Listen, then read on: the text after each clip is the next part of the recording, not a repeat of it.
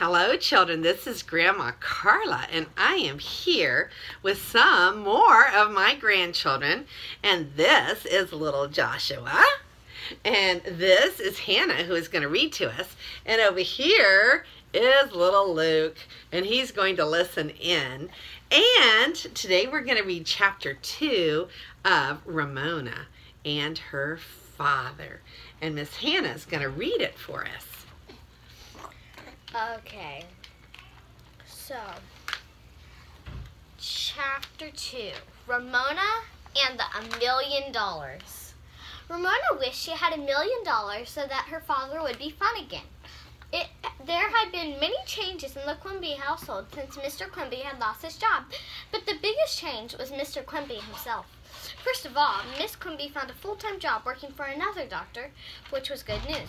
However, even a second grader could understand that one paycheck could not stretch as far as 2 paychecks, especially when there was so much talk of taxes, whatever they were.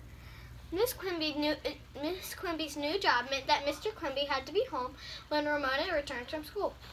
Ramona and her father saw a lot of one another. At first, she thought having her father to herself for an hour or 2 every day would be fun. But when she came home, she found him running the vacuum cleaner, filling out job applications, or sitting on the couch smoking and staring into space. He could not take her to the park because he had to stay near the telephone. Someone might call to offer him a job. Ramona grew uneasy. Maybe he was too worried to love her anymore. One day, Ramona came home to find her father in the living room, drinking warmed-over coffee, smoking, and staring at the television set. On the screen, a boy a couple of years younger than Ramona was singing, "Forget your pots, forget your pants. It's not too late to change your plans. Spend a little, eat a lot. Big fat burgers, nice and hot, at your nearest Whopper burger." Ramona watched him open his mouth and wide to bite into a fat cheeseburger with lettuce and tomatoes spilling out of the bun, and thought wistfully of the good days when the family used to go to the restaurant on payday when her mother used to bring home little treats, stuffed olives, cinnamon buns for Sunday breakfast, or a bag of potato chips. That kid must be earning $1 million. Mr. Quimby snuffed out his cigarette in a loaded ashtray. He's singing that commercial every time I turn on the television. A boy Ramona's age earning $1 million? Ramona was all interest. "How's he earning $1 million?" she asked. She had often thought of all the things she could do if they had $1 million, beginning with turning up the thermostat so they wouldn't have to wear sweaters in the house to save fuel oil. Mr. Quimby explained that they make a movie of him singing the commercial, and every time the movie is shown on television, he gets paid. It all adds up. Well, that was a new idea to Ramona. She thought it over as she got out her crayons and paper and knelt on the chair at the kitchen table. Singing a song about hamburgers would not be hard to do. She could do it herself. Maybe she could earn $1 million like that boy, so her father would be fun again, and everyone at school would watch her on television and say, "There's Ramona Quimby. She goes to our school." $1 million would buy a cuckoo clock for every room in her house, and her father wouldn't need a job, and the family could go to Disneyland. Forget your pots, forget your pants, Ramona began to sing as she drew a picture of a hamburger stabbed with yellow dots across the top of the bun for sesame seeds. With $1 million, the Quimbys could eat in a restaurant every day if they wanted to. After that, Ramona began to watch the children on television commercials. She saw a boy eating bread and margarine when a crown suddenly appeared on his head with a fanfare ta-da of music. She saw a girl who asked, "Mommy, wouldn't it be nice if caramel apples grew on trees?" And another girl took a bite of cereal and said, "It's good, and giggled. There was a boy who asked at the end of a wiener commercial, "Dad, how do you tell a boy hot dog from a girl hot dog?" And a girl who tipped her head to one side and said, "Pop, pop, pop," as she listened to her cereal. Children crunched potato chips, stomped on pickles, gnawed at fried chicken. Ramona grew particularly fond of a curly-haired girl saying to her mother at the zoo, "Look, Mama, the elephant's legs are wrinkled just like your pantyhose." Ramona could say all those things. Ramona began to practice. Maybe someone would see her and offer her $1 million to make a television commercial. On her way to school, her friend Howie did not walk with her. She tipped her head to one side and said, "Ah, ah, ah." She said to herself, "It's good," and giggled. Giggling wasn't easy when she didn't have anything to giggle about, but she worked at it. Once she practiced on her mother by asking, "Mommy, wouldn't it be nice if caramel apples grew on trees?" She had taken to calling her mother Mommy lately because the children on commercials always called their mothers Mommy. Miss Quimby's absent-minded answer was, "Not really. Caramel is bad for your teeth." She was wearing slacks, so Ramona could not say any lie about pantyhose. Since the Quimbys no longer bought potato chips or pickles, Ramona found other foods, toast, apples, and carrot sticks, to practice good loud crunching on. When they had chicken for dinner, she smacked and licked her fingers. "Ramona," said Mr. Quimby, "your table manners are growing worse and worse. Don't eat so noisily. My grandmother used to say, 'A smack at the table is worth a smack on the bottom.'" Ramona, who did not think she would have liked her father's grandmother, was embarrassed. She had been practicing to be on television, and she had forgotten her family could hear. Ramona continued to practice until she began to feel as if a television camera was watching her wherever she went. She smiled a lot and skipped, feeling that she was cute and lovable. She felt as if she had fluffy blonde curls, even though in real life her hair was brown and straight. One morning, smiling prettily, she thought, and swinging her lunchbox, Ramona skipped to school. Today, someone might notice her because she was wearing red tights. She was happy because this was a special day, the day of Ramona's parent-teacher conference. Since Miss Quimby was at work, Mr. Quimby was going to meet with Miss Rogers, her second-grade teacher. Ramona was proud to have a father who would come to school. Feeling dainty, curly-haired, and adorable, Ramona skipped into her classroom. And what did she see but Miss Rogers with wrinkles around her ankles? Ramona did not hesitate. She skipped right over to her teacher, and since there did not happen to be an elephant in room 2, turned the words around and said, "Miss Rogers, your pantyhose are wrinkled like an elephant's legs." Miss Rogers looked surprised, and the boys and the girls, who had already taken their seats, giggled. All the teacher said was, "Thank you, Ramona, for telling me. And remember, we do not skip inside the school building." Ramona had an uneasy feeling. She had displeased her teacher. She was sure of it when Howie said, "Ramona, you weren't very polite to Miss Rogers." Howie, a serious thinker, was usually right. Suddenly, Ramona was no longer an adorable, little, fluffy-haired girl on television. She was plain old Ramona, a second grader whose own red tights bagged at the knee and wrinkled at the ankle. This wasn't the way things turned out on television. On television, grown-ups always smiled at everything children said. During recess, Ramona went to the girls' bathroom and rolled her tights up at the waist to stretch them up at the knee and ankle.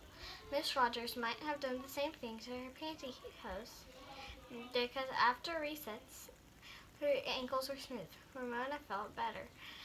That afternoon, the lower grades had been dismissed from their classrooms. Ramona found her father, along with Davy's mother, waiting outside the door of room 2 for their conference with Miss Rogers. Davy's mother's appointment was first, so Mr. Quimby sat on the chair outside the door with a folder of Ramona's schoolwork to look over. Davy stood close to the door, hoping to hear what his teacher was saying about it. Everybody in room 2 was anxious to learn what the teacher said. Mr. Quimby opened Ramona's folder. "Run along and play on the playground until I'm through," he told his daughter. promise you'll tell me what Miss Rogers says about me," said Ramona. Mr. Quimby understood. He smiled and gave his promise. Outside the door of the playground was chilly and damp. The only children who lingered were those whose parents had conferences, and they were more interested in what was going on inside the building than outside. Bored, Ramona looked around for something to do because she could find nothing better. She followed a traffic boy across the street. On the opposite side, near the market that had been built when she was in kindergarten, she decided she had time to explore. In a weedy space at the side of the market building, she discovered several burdock plants that bore a prickly crop of brown burrs, each covered with sharp little hooks. Ramona saw at once that burrs had all sorts of interesting possibilities. She picked two and stuck them together. She added another and another. They were better than tinker toys. She would have to tell Howie about them. When she had a string of burrs, each clinging to the neck, she bent it into a circle and stuck the ends together. A crown! She could make a crown. She picked more burrs and built up the circle by making peaks all the way around the crown, like the crown the boy wore on the margarine commercial. There's only one thing to do with a crown like that. Ramona crowned herself, ta-da, like the boy on television. Prickly though it was, Ramona enjoyed wearing the crown. She practiced looking surprised like the boy who ate the margarine and pretended she was rich and famous and about to meet her father, who would be driving a big, shiny car bought with the $1 million she had earned. The traffic boys had gone off duty. Ramona remembered to look both ways before she crossed the street, and as she crossed, she pretended people were saying, "There goes that rich girl. She earned $1 million hitting margarine on TV." Mr. Quimby was standing on the playground looking for Ramona. Forgetting all she had been pretending, Ramona ran to him. "What did Miss Rogers say about me?" she demanded. "That's some crown you've got there," Mr. Quimby remarked. "Daddy, what did she say?" Ramona could not contain her impatience. Mr. Quimby grinned. "She said you were impatient." "Oh, that." People were always telling Ramona not to be so impatient. "What else?" asked Ramona as she and her father walked towards her. "You are a good reader, but you are careless about spelling." Ramona knew this. Unlike Beezus, who was an excellent speller, Ramona could not believe spelling was important as long as people could understand what she meant. "What else?" she said. "You draw unusually well for a second grader, and your painting is the best in the class." "What else?" Mr. Quimby raised an eyebrow as he looked down at Ramona. She said, "You're inclined to show off, and you sometimes forget your manners." Ramona was indignant at this criticism. "I do not! She's just making that up." Then she remembered what she had said about her teacher's pantyhose and felt subdued. She hoped her teacher had not repeated her remark to her father. "I remember my manners most of the time," said Ramona, wondering what her teacher meant by showing off, being first to raise her hand when she knew the answer. "Of course you do," agreed Mr. Quimby. "After all, you are my daughter. Now tell me, how are you going to get that crown off?" Using both hands, Ramona tried to lift her crown, but only succeeded in pulling her hair. The tiny hooks clung fast. Ramona tugged. "Ow, that hurt." She looked helplessly at her father. Mr. Quimby appeared amused. "Who do you think you are, the Rose Festival Queen?" Ramona pretended to ignore her father's question. How silly to act like someone on television would choose a plain old second grader whose tights bagged at the knees again. She hoped her father would not guess. He might. He was good at guessing. By then, Ramona and her father were home. As Mr. Quimby unlocked the front door, he said, "We'll have to see what we can do about getting you uncrowned before your mother gets home. Any ideas?" Ramona had no answer. although she was eager to part with the crown before her father guessed what she had been doing. In the kitchen, Mr. Quimby picked off the top of the crown, the part that did not touch Ramona's hair. That was easy. Now came the hard part. Yeah, said Ramona when her father tried to lift the crown. That won't work, said her father. Let's try one burr at a time. He went to work on one burr, carefully trying to untangle it from Ramona's hair, one strand at a time, to Ramona, who did not like to stand still. This process took forever. Each burr was snarled in 100 hairs, and each hair had to be pulled before the burr was loosened. After a very long time, Mr. Quimby handed a hair-entangled burr to Ramona. Yipe! Leave me some hair, said Ramona, picturing a bug circle around her head. I'm trying, said Mr. Quimby, and began on the next burr. Ramona sighed. Standing still, doing nothing, was tiresome. After what seemed like a long time, Beezus came home from school.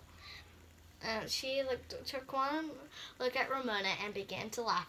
I don't suppose you ever did anything dumb, said Ramona, short of patience and anxious lest her sister guessed why she was wearing the remains of a crown. What about the time you... No argument, said Mr. Quimby. We have a problem to solve, and it might be a good idea if we solved it before your mother comes home from work. Much to Ramona's annoyance, her father sat down to watch. How about soaking? Suggested Beezus. It might soften all those millions of little cooks. Yeah, said Ramona. You're pulling too hard. Mr. Quimby laid another hair-filled burr on the table. Maybe we should try. This isn't working. It's about time she washed her hair anyways, said Beezus. A remark Ramona felt was entirely unnecessary. Nobody could shampoo a hair full of burrs. Ramona knelt on a chair with her head in a sink full of warm water for what seemed like hours until her knees ached and she had a crick in her neck. Now what, Daddy? She asked, at least once a minute. Not yet, Mr. Quimby answered, feeling a burr. Nope, he said at last. It isn't going to work. Ramona lifted her dripping head from the sink. When her father tried to dry her hair, the burr hooks clung to the towel. He jerked the towel loose and draped it on Ramona's shoulders. Well, live and learn, said Mr. Quimby. Beezus scrubbed some potatoes and threw them in the burr. We can't have your mother come home and find out we haven't started supper. When Miss Quimby arrived, she took one look at her husband trying to untangle Ramona's wet hair from the burrs, groaned and sank limply into a kitchen chair and began to laugh. By now, Ramona was tired, cross, and hungry. I don't see anything funny, she said sullenly. Miss Quimby managed to stop laughing. What on earth got into you? She asked. Ramona considered. Was this a question grown-ups asked just to be asking a question, or did her mother expect an answer? Nothing was a safe reply. She would never tell her family how she happened to be wearing a crown of burrs. Never, not even if they threw her into a dungeon. Beezus, bring me the scissors, said Miss Quimby. Ramona clapped her hands all over the burrs.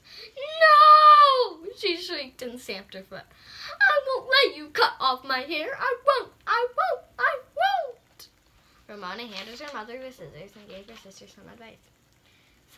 Stop yelling. If you go to bed with burrs in your hair, you'll really get messed up. Ramona had to face the wisdom in Beezus's words. She stopped yelling to consider the problem once more. All right, she said as if she were writing a paper, but I want Daddy to do it. Her father would work with care while her mother, always in a hurry since she was working full-time, would go snip, snip, snip, and be done with it. Besides, supper would be faster and would taste better if her mother did the cooking. I am honored, said Mr. Quimby, deeply honored. Miss Quimby did not seem sorry to hand over the scissors. Why don't you go someplace else to work while Beezus and I get supper on the table?